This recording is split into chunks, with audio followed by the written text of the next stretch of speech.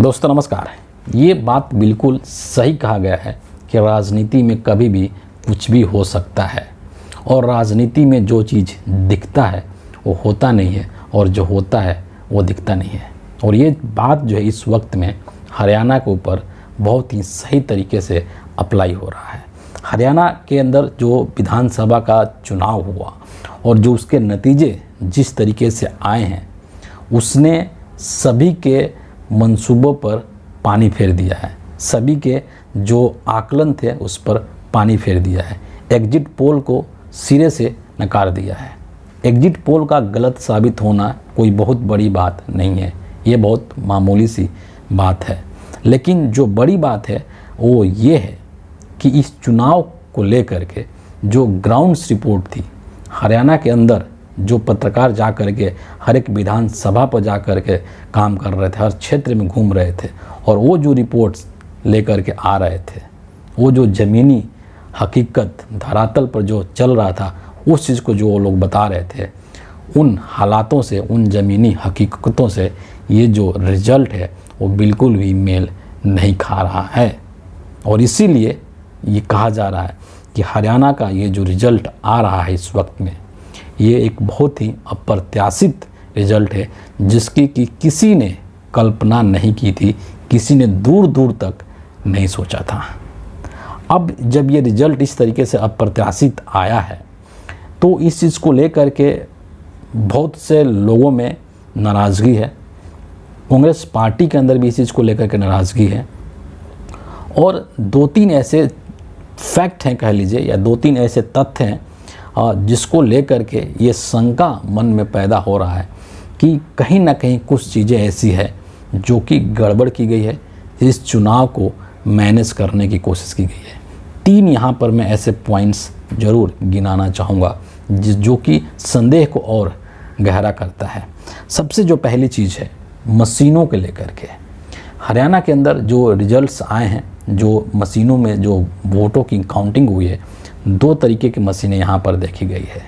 एक मशीन ऐसी है जिसके की जो बैटरी का चार्जिंग परसेंटेज है वो 99% है और जिन ईवीएम मशीन्स की बैटरी का चार्जिंग स्टेटस 99% है उसमें से जो वोट निकले हैं वो अधिकांश वोट, मैक्सिमम वोट जो हो बीजेपी के फेवर में गया हुआ है।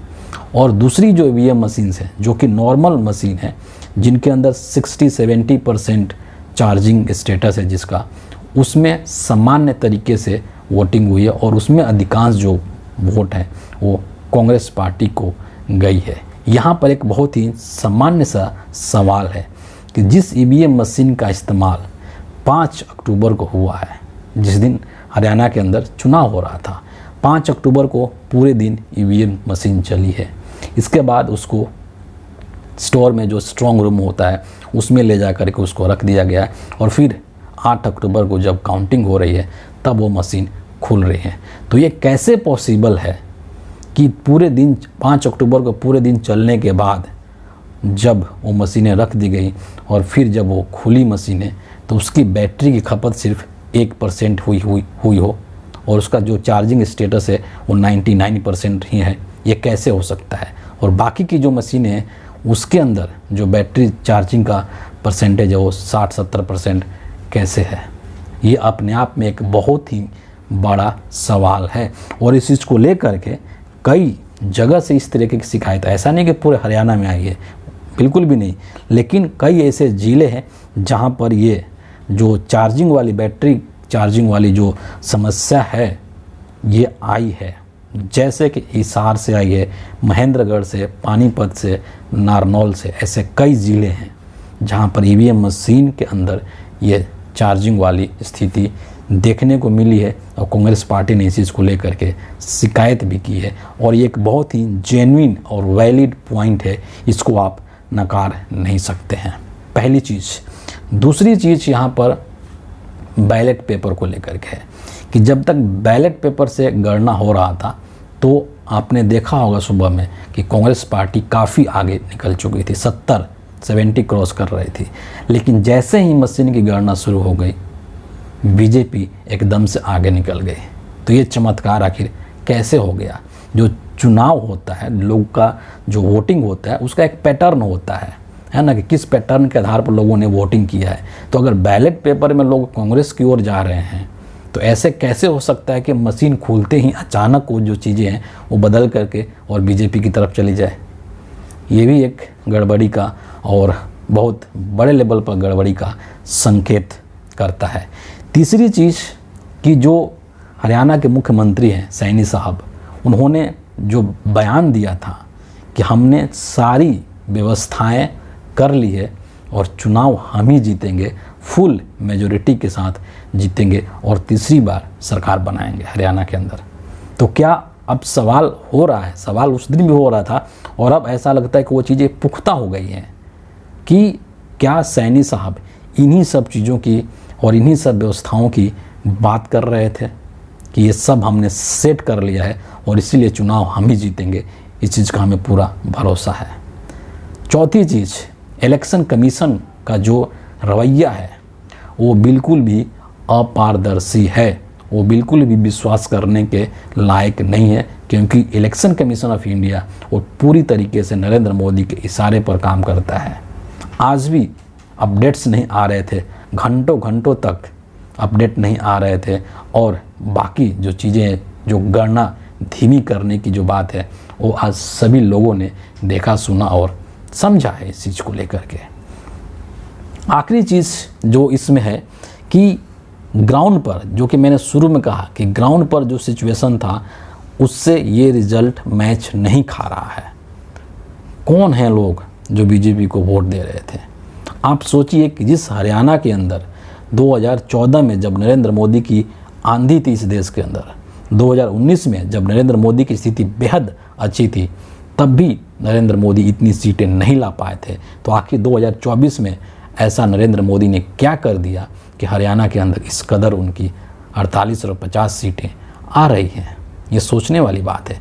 जबकि हकीकत जो धरातल पर है वो ये है कि इस बार 2024 के हरियाणा विधानसभा चुनाव के अंदर ऐसे कई घटना देखने को मिले जब बीजेपी के नेता चुनाव प्रचार करने के लिए जा रहे थे तो लोग उनको गांव से खदेड़ रहे थे हैं, जबकि चुनाव से 24 घंटा 48 घंटा पहले ही नरेंद्र मोदी और अमित शाह जैसे जो दिग्गज नेता हैं बीजेपी के, जो कि सर्वा हैं, उन्होंने हरियाणा के मैदान को छोड़ दिया था। कोई जा कर के झारखंड में प्रचार कर रहा है, कोई जा कर के महाराष्ट्र के अंदर प्रचार कर रहा है। और फिर क्या, हरियाणा के अंदर जो नरेंद्र मोदी की सरकार ने किसानों के साथ जो कुकर्म किया, जिस तरीके से उनके ऊपर अत्याचार किया, क्या हरियाणा के किसान उन चीज़ों को भूल गए? कि जो वहाँ की बेटियाँ थी, पहलवान बेटियाँ, उनके साथ जिस तरीके का बर्ताव किया गया, क्या वो बात हरियाणा के लोग भूल गए?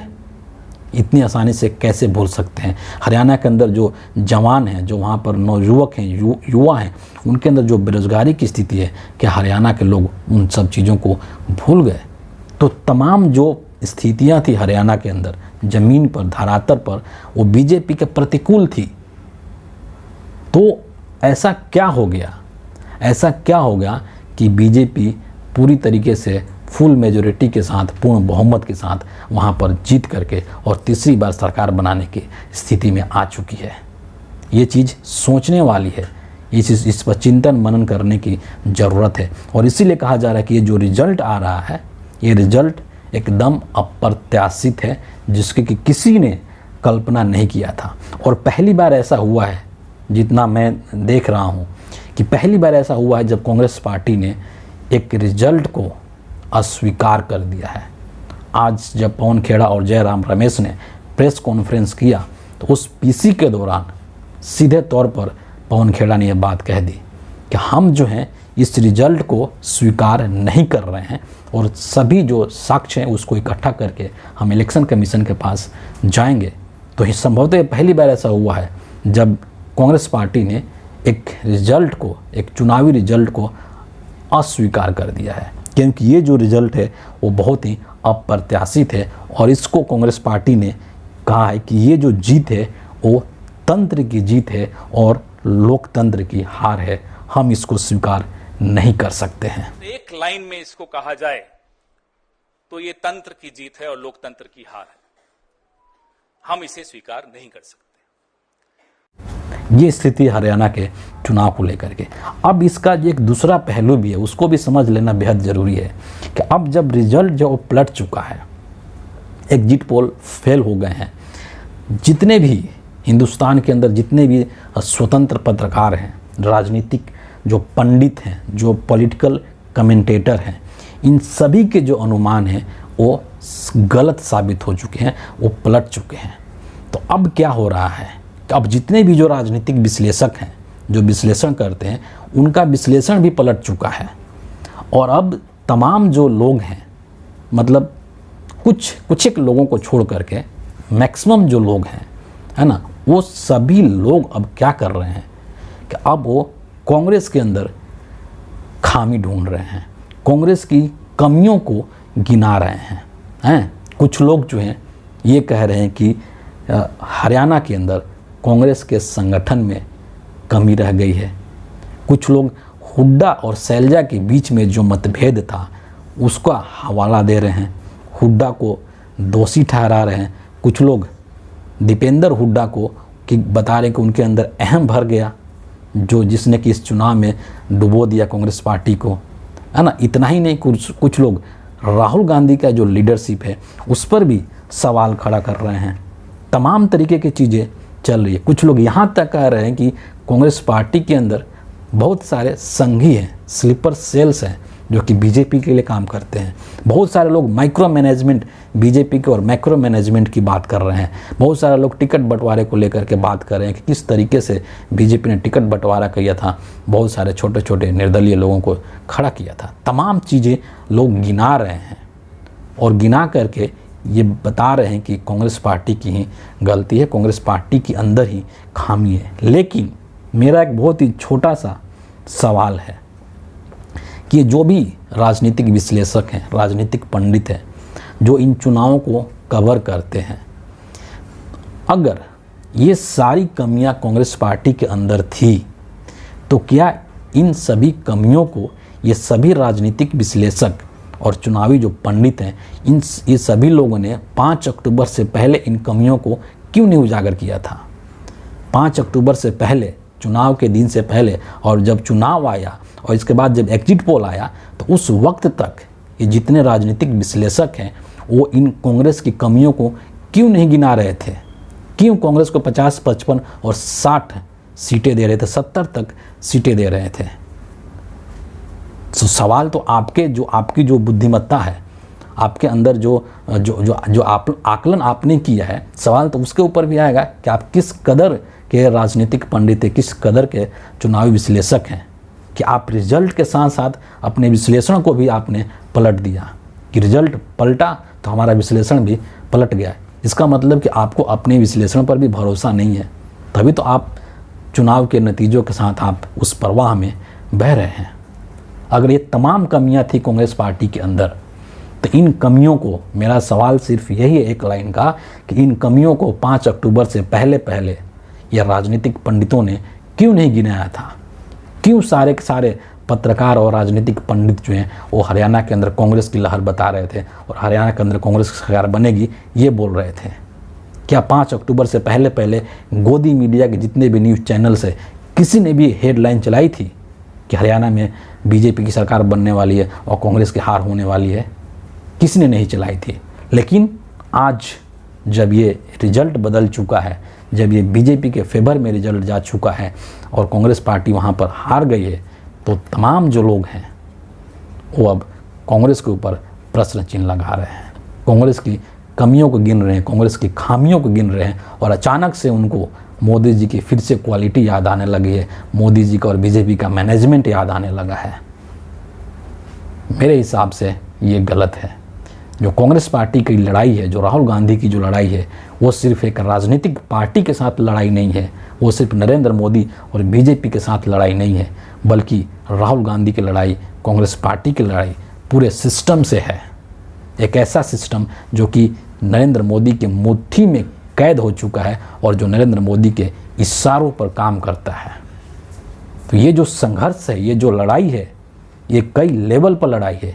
सिर्फ चुनाव के अंदर जाकर के चुनावी क्षेत्र के अंदर जो लड़ाई है उसी के स्तर पर नहीं है। इसलिए जो भी ये रिजल्ट आए हैं, ये रिजल्ट वाकई में इसको डाइजेस्ट नहीं किया जा सकता है और ये रिजल्ट वाकई में स्वीकार्य नहीं है। ये एक बहुत ही अप्रत्याशित रिजल्ट है और सीधे तौर पर अगर कहा जाए तो एक तरीके से ये जनमत के साथ धोखा है, ये जनता के साथ धोखा है, लोकतंत्र के साथ धोखा है, जो कि इस देश के लिए अच्छा संकेत नहीं है। फिलहाल इस वीडियो के लिए इतना ही है। आप सभी का बहुत बहुत धन्यवाद।